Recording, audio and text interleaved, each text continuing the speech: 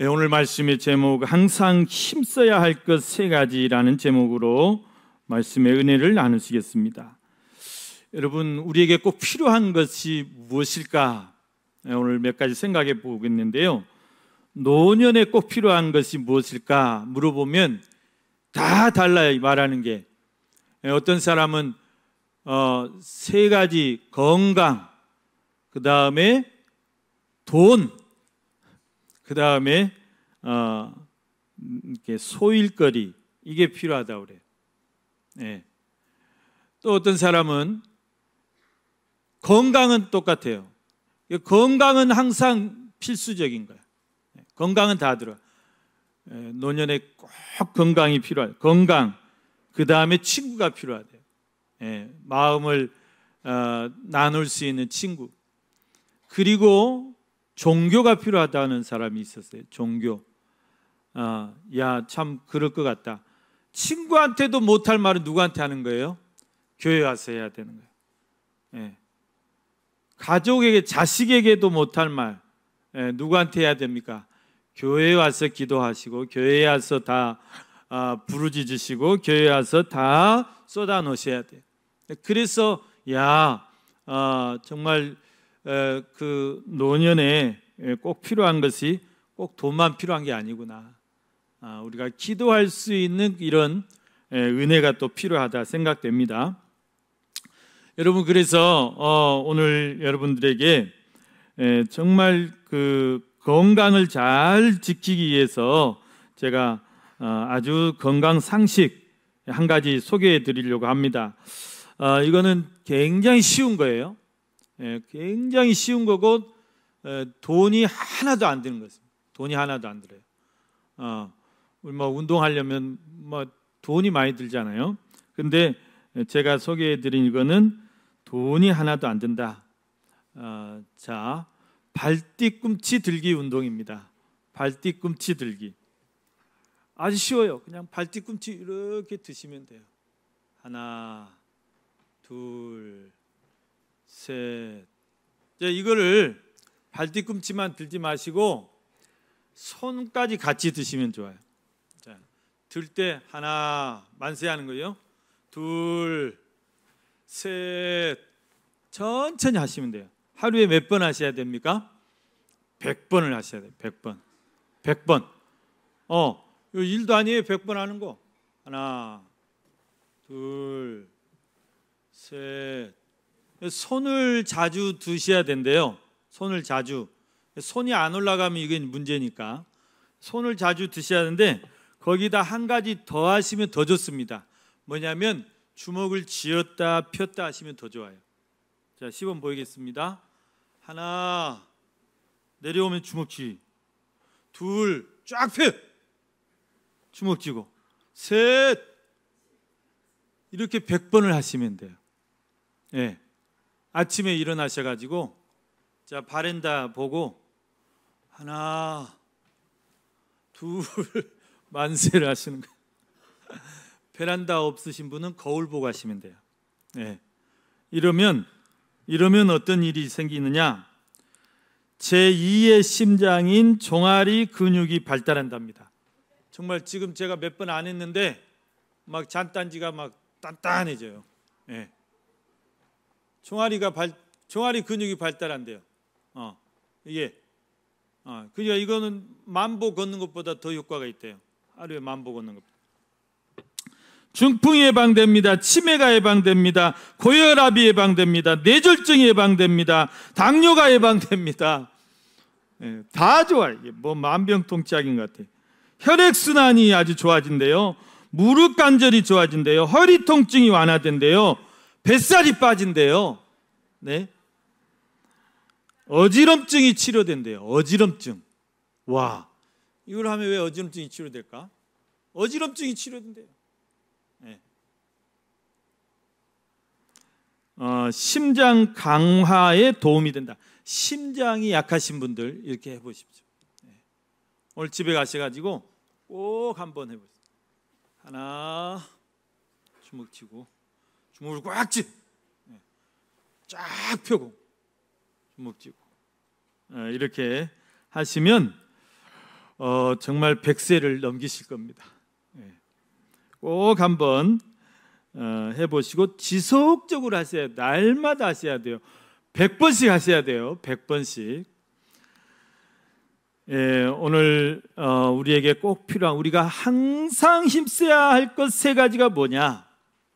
사도 바울은요, 이제 이렇게 초대교회 교회 앞으로 편지를 쓰기도 하고 개인에게 편지를 쓰기도 하고 그랬어요. 이걸 우리가 바울 서신이라고 그래요. 그런데 이 사도 바울의 서신의 특징을 보면 항상 그 서신 안에 세 가지를 강조해요. 세 가지 강조점이 있어요. 여러분, 고린도 교회에 편지를 하면서 고린도 교회 성도들에게 사도 바울이 강조한 것 세 가지가 뭐냐면, 너희에게 항상 있어야 할 것이 세 가지다. 오늘 디모데에게는 항상 힘써야 할 것 세 가지를 말씀했는데, 고린도 교회 성도들에게는 너희에게 꼭 필요한 것, 항상 있어야 할 것이 세 가지다. 그게 뭐냐? 믿음, 소망, 사랑이다. 믿음, 소망, 사랑. 그 중에서도 사랑이 제일 필요하다, 너희에게. 왜 그랬을까요? 고린도 교회가 믿음도 좋았어요. 막 열정도 있었어요. 은사도 많았어요. 그런데 뭐가 없었어요? 사랑이 없었어요. 시기하고 질투하고 또 다툼과 허영과 막 이런 것들이 많았어요.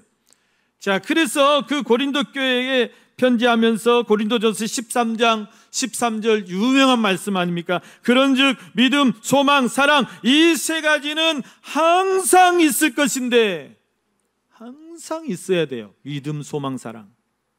그 중에 제일은 사랑이라. 여러분, 우리 가정에 항상 있어야 될 것이 뭘까요? 네? 혈압계가 항상 있어야 되고, 상비약이 항상 있어야 되고, 항상 있어야 되는데, 더 중요한 것, 더 필요한 게 뭐냐? 항상 있어야 될 게 뭐냐? 믿음, 소망, 사랑. 이것이 없으면 안 돼요. 이게 항상 있어야 돼요. 이것보다 더 중요한 것이 없어요, 여러분. 정말 우리 온 가족이, 우리 가정이 믿음 안에서 하나 돼야 되고, 소망 가운데 인내하고, 소망 가운데 즐거워하고, 또 주의 사랑으로 하나 되는 것보다 여러분 더 중요한 게 뭐가 있어요? 더 중요한 게 뭐가 있어요? 물론 자녀들이 잘 되고 자녀들이 다 평안하고 그것도 중요하지만 믿음이 더 중요하다 그 말이에요.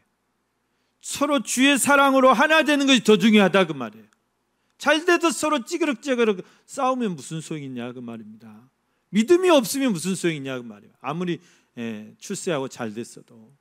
여러분, 절대 그것을 위해서 기도하셔야 돼요.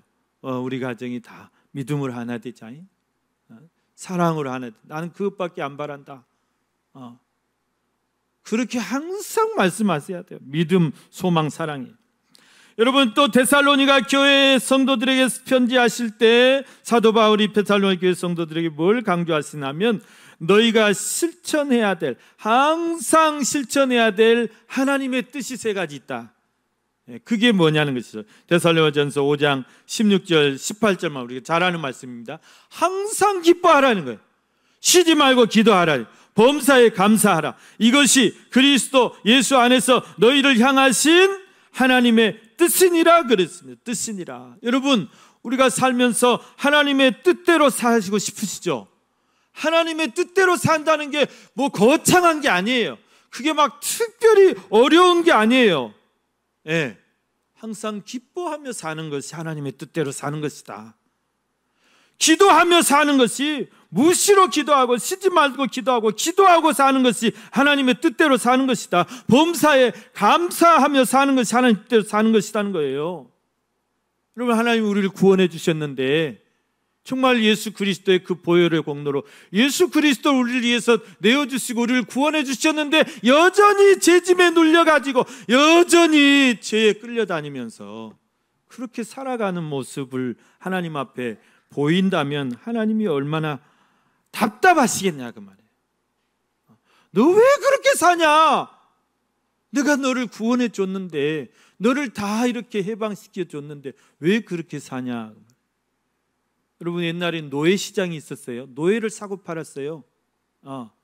그래서 건장하고 잘생긴 놈은 막 1,000만 원, 2,000만 원, 좀 병들어 보이고 좀 못생긴 거 막 이런 것들은 500만 원, 600만 원. 여자 노예들은 200만 원. 뭐 소 팔듯이 그렇게 팔았어요. 그런데 그것을 아주 반대하는 분들이 계세요. 노예를 사고 파는 것은 인신매매다, 죄악이다. 그래가지고 그 옛날에도 이제 깨어있는 분들은 자기들이 노예시장 가요. 그래가지고 자기 사비를 털어가지고 노예들을 사. 그래서 풀어줘. 너희는 다시는 이런 데 오지 마라. 다시는 잡히지 말고 다시는 노예로 끌려오지 마라. 자유롭게 마음껏 자유롭게 그렇게 살으라. 풀어주는 거예요. 예. 근데 거기 다시 오는 노예 있을까요? 그 사람은 정말 바보죠. 그리고 자기를 그렇게 사서 풀어준 사람에게 그 뭐가 되겠어요? 여러분 마찬가지입니다. 우리가 사탄 마귀의 노예로, 죄의 노예로 살아가고 있는 우리를 예수님께서 친히 자기 몸값으로, 자기 피값으로 우리를 사서 이제 너는 자유롭게 살아라. 절대 이제 마귀의 노예가 되지 말아라. 그게 살았는데 여전히 그렇게 죄짐에 눌려가지고 죄의 노래를 살아간다면 얼마나 가슴이 아프시겠냐면, 그래서 기뻐해야 돼요. 구원의 기쁨으로, 주님의 기쁨으로 기뻐해야 되는 것이다. 이게 하나님의 뜻대로 사는 것입니다. 기도하며 사는 게 하나님의 뜻대로 사는 것입니다. 감사하며 사는 것이 하나님의 뜻대로 사는 것이라고 이렇게 말했어요. 여러분, 여러분의 가정에 내가 꼭 우리 가정에 이 세 가지 있어야 할 것, 믿음, 소망, 사랑 항상 체크하시고, 내가 정말 하나님의 뜻대로 살아가고 있는가, 내가 항상 기뻐하고 있는가, 늘 기도하고 있는가, 늘 감사하고 있는가, 이거 항상 체크하시면서 그렇게 사시기를 바랍니다. 여러분, 오늘 본문에서는 사도 바울이 이제 디모데에게, 교회에 편지하는 게 아니고 한 사람, 믿음의 아들 디모데에게 편지를 하면서 네가 정말 힘써야 할 것이 뭐냐, 항상 힘써야 할 것이 뭐냐, 그게 세 가지다는 거예요. 그것을 말씀합니다. 여러분, 무엇을 힘쓰라고 합니까? 첫째는 말씀 전파에 항상 힘써라. 여러분 2절 말씀을 보십시오. 너는 말씀을 전파하라. 때를 얻든지 못 얻든지 항상 힘쓰라. 그렇게 말씀합니다. 여러분, 우리가 하루를 살아갈 때 내가 무엇에 가장 힘을 쓰고 있는지를 한번 생각해 보시기 바랍니다. 내가 하루를 사는데 무슨 생각을 가장 많이 하며 살아가고 있고, 우리 페이스북 보면 당신 지금 무슨 생각하고 있습니까? 무슨 생각을 내가 가장 많이 하며 살고 있고, 어떤 일에 내가 내 에너지와 열정을 가장 많이 쏟으면서 사는가, 우리 한번 체크해 봐야 돼. 물론 대부분의 사람들이 내 직장이 제일 먼저죠. 내 일, 내 사업, 이런 데 많은 고민을 하고 많은 또 에너지와 열정을 쏟으면서 살아가고 있습니다. 그러나 오늘 사도 바울은 네가 네 사업에 힘쓰라고 안 해요. 네 직장에 힘쓰라고 안 해요. 뭐를 힘쓰라고 그래요? 말씀을 전파하고 그 말씀을 항상 힘쓰라. 말씀을 가르치고, 말씀을 경책하고, 말씀을 경계하고, 말씀으로 권하는 일에 항상 힘쓰라.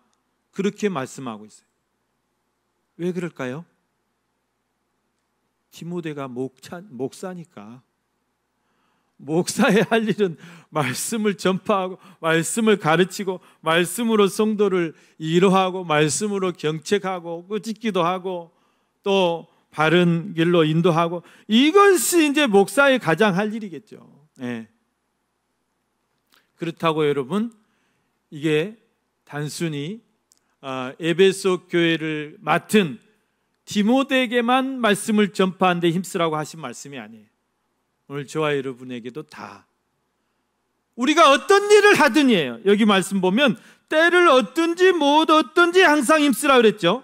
때를 얻든지 못 얻든지란 말은 어떤 상황 속에서도란 말이에요. 어떤 상황 속에서도, 어떤 상황 속에 있든지, 네가 무슨 일을 하든지, 네가 어디를 가든지, 어디에 있든지 항상 뭘 힘쓰라는 거예요?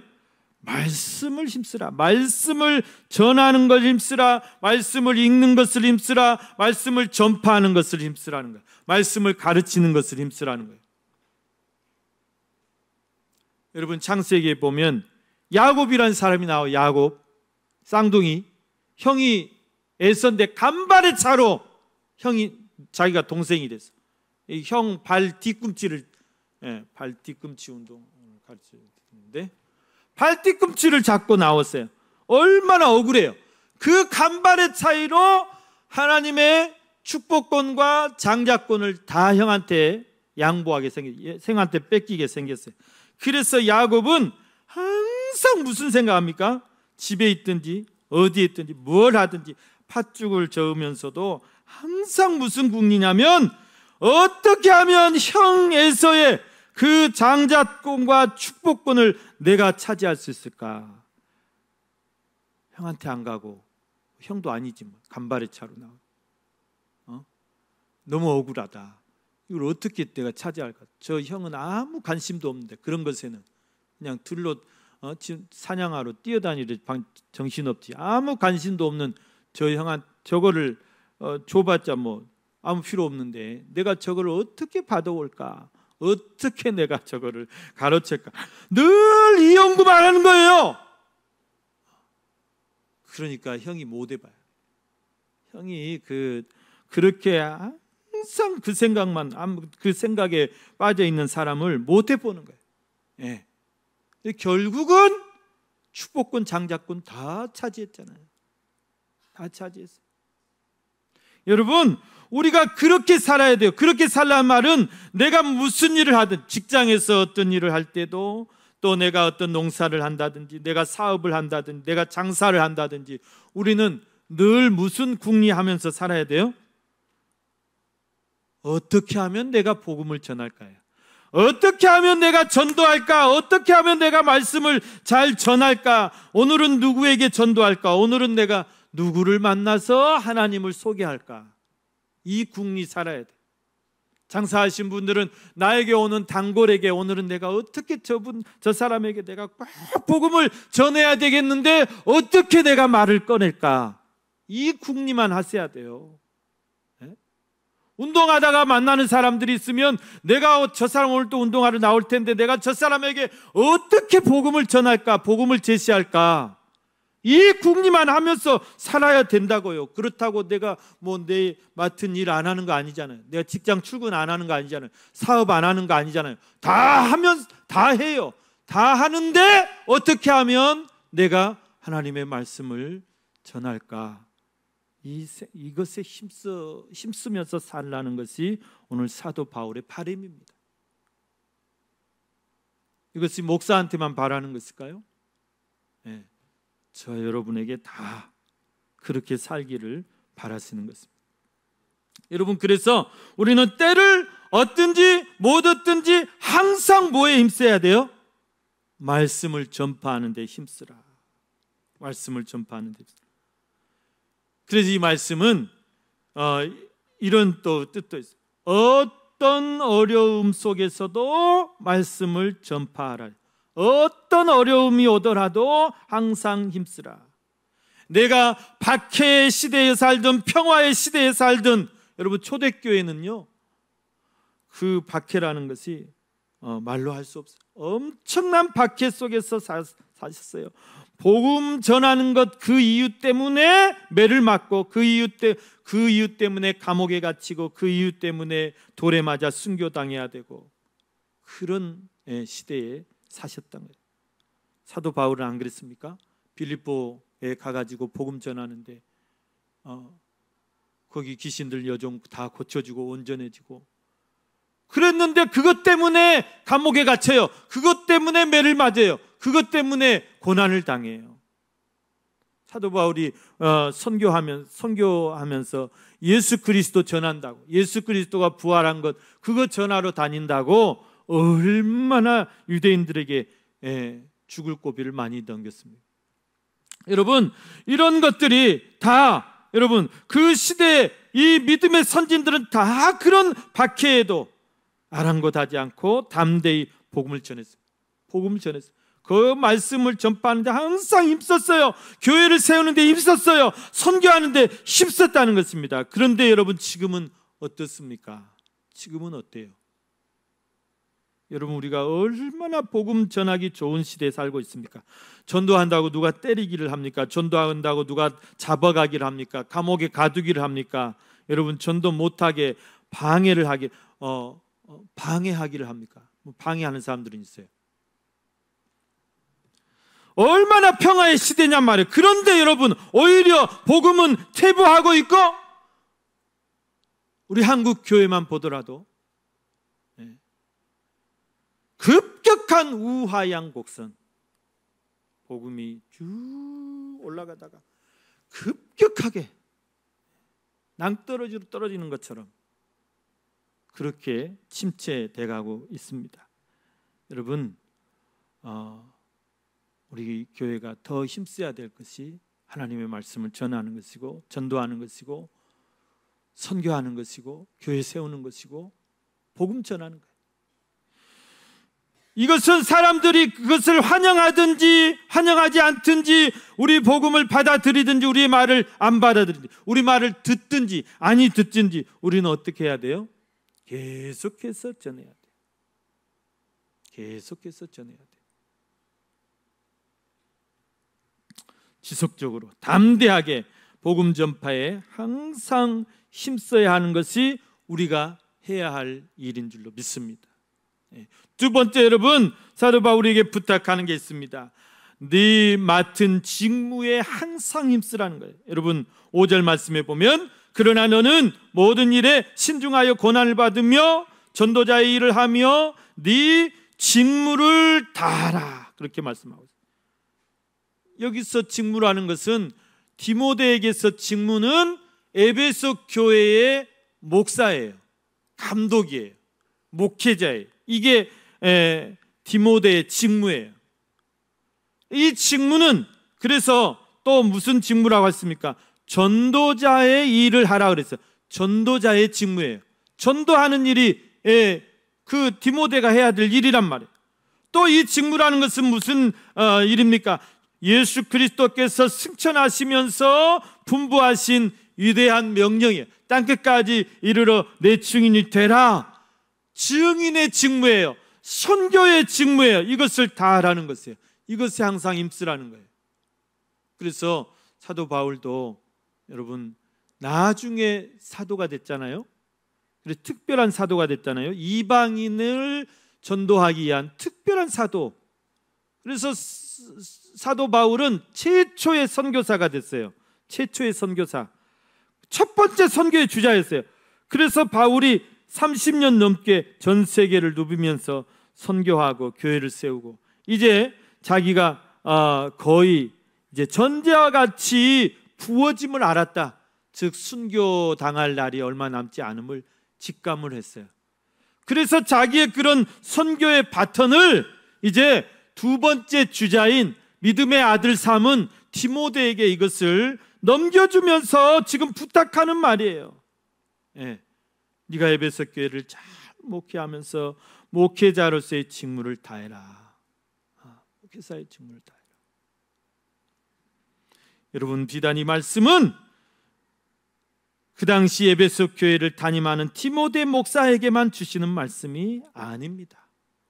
오늘 이 시대를 살아가는 저와 여러분에게 내가 목사든지 평신도든지 상관없이 여러분, 주님의 몸된 교회를 힘써서 세워나가기를 위해서 우리에게 맡겨주신 그런 직무인 줄로 믿습니다. 휴연교회를 힘있게 세워가기 위해서 저와 여러분에게 맡겨주신 직무가 있어요. 어떤 사람에게는 목사의 직무, 어떤 사람에게는 장로의 직무, 어떤 사람에게는 집사의 직무, 어떤 사람에게는 권사의 직무로, 어떤 사람에게는 찬양대 직무로, 어떤 사람에게는 주일학교 교사의 직무로, 구역장의 직무로, 전도대원의 직무로, 중보기도 팀원의 직무로 맡겨주신 다 직무가 있다는 것이에요. 오늘 찬양대가 정말 은혜스럽게 찬양 잘했는데 아직도 이렇게 텅 비어 있으니 제가 가슴이 그냥 뻥 뚫리는 것 같아요. 구멍이 뻥 나 있는 것 같아요.